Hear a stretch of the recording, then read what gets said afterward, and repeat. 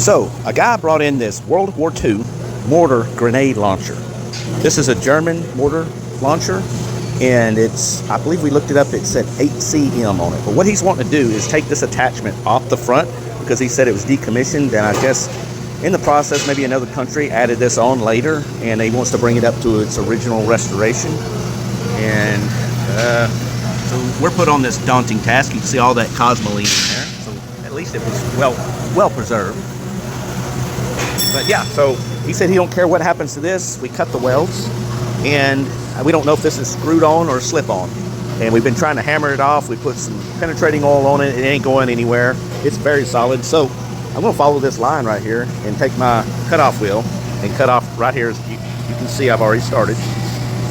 And I'm going to start trying to peel it back and see what happens. So when I know something, you'll know something. And I found diagrams on this, but I can't find any information online of how to remove this. So this probably will be a first video for anyone else that's wanting to restore some of this stuff.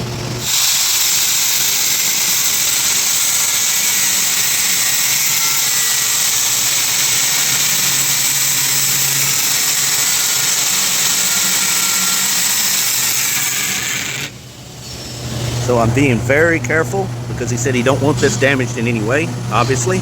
So I'm sneaking up, trying to look for a witness in there of when this pipe splits and goes to the other without going through it all the way. That way I can take a chisel and kind of ping it and split it open. And hopefully it's under a little bit of a pressure, and maybe it'll as soon as I get through it a little bit, it'll just open up itself. And I don't want to put any heat on any of this because I don't know what condition any of this is in. And like I said, he wants to, even though somebody did this, that was not us, that has nothing to do with us, let him fix that or he'll bring it back to us for another quote. But as of right now, what I'm doing, I'm going to keep this as pristine as possible. Okay, look right there. You can see a witness where I just went through it, but I didn't cut into the underlayer. So the parent metal is still good. So I'm going to sneak up on it some more. A little bit of witness here. Take my time, very, very meticulously get through that. Peel this bad boy off. Okay, I'm getting close. I see little remnants of a witness. I'm working this almost like you would a pencil eraser on a piece of paper. Just barely wiping it, kind of like a surface grinder. Just a little bit of poop skinny dusting at a time until I see some.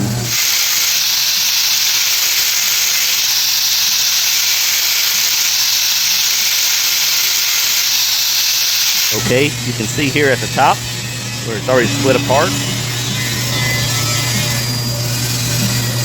Man, it does look like it's got threads, doesn't it? I believe it is threaded on. Okay, we're about ready to take this over to the vise and see if we can unscrew it and hope it's right-handed threads instead of left-handed. But looking at pictures online, you see a lot of them with this, the CM8, 8cm, whatever. But apparently that is not original. That was a decommissioned item, and I guess it was restored for functionality. And they went with this for maybe a smaller mortar. And yeah, I guess. Okay, I think we're about ready for a little chisel action, a little light chisel action in there. I kind of feel like an archaeologist slowly chipping away the stone from the bone here, but yeah, what it takes. Okay, so I took a measurement in here and I knew that I could cut all the way through at this point without running into this. So I wanted to give myself a little bit of relief for chipping back, and it'll kind of relieve that pressure, but only on one side.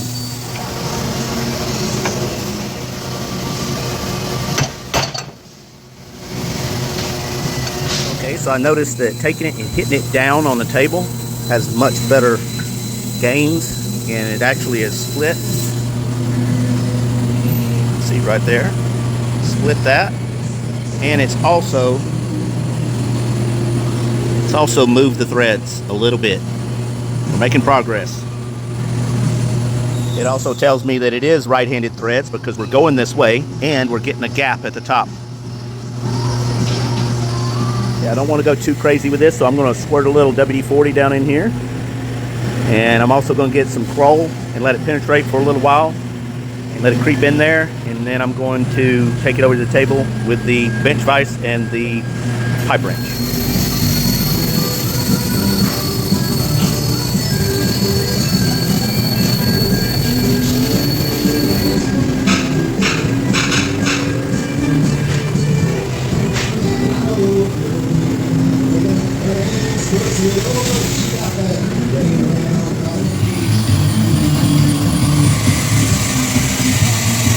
Okay, so we're going to try to clamp this to the fixture table here, and this is going to be a little bit weak, so we're going to make it more rigid with this bar. I'm going to weld it to it.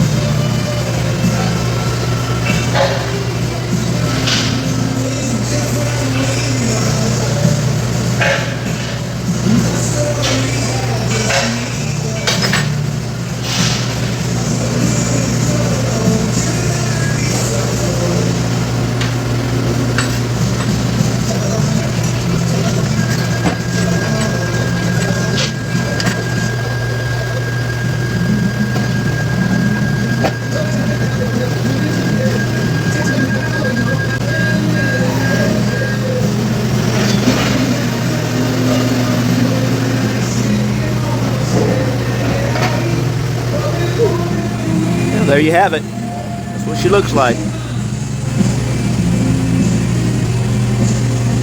Oopsie.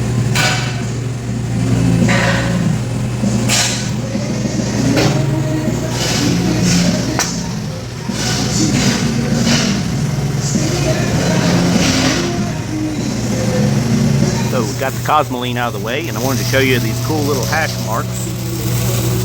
Turn the light on.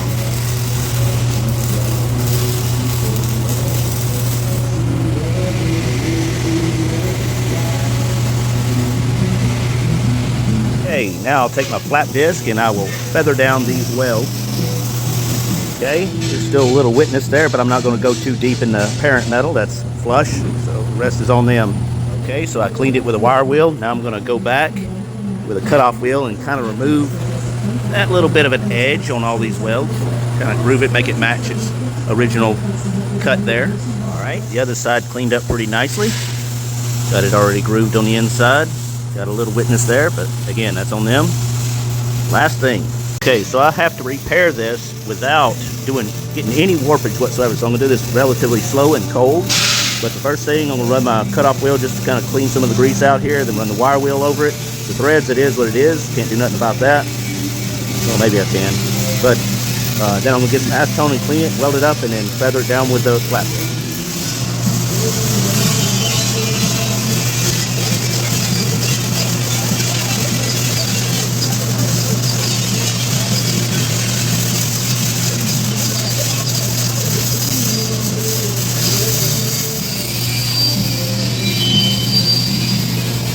I'm doing here is took my little cutoff wheel, I come in here and kind of feathered that right up to the edge of the threads because the flat disc ain't going to reach that far up.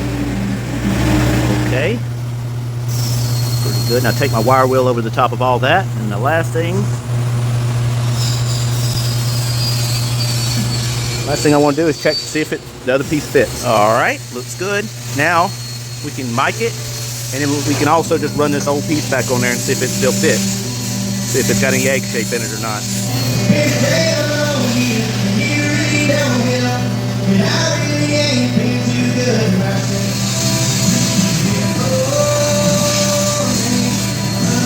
So a guy brought in this World War II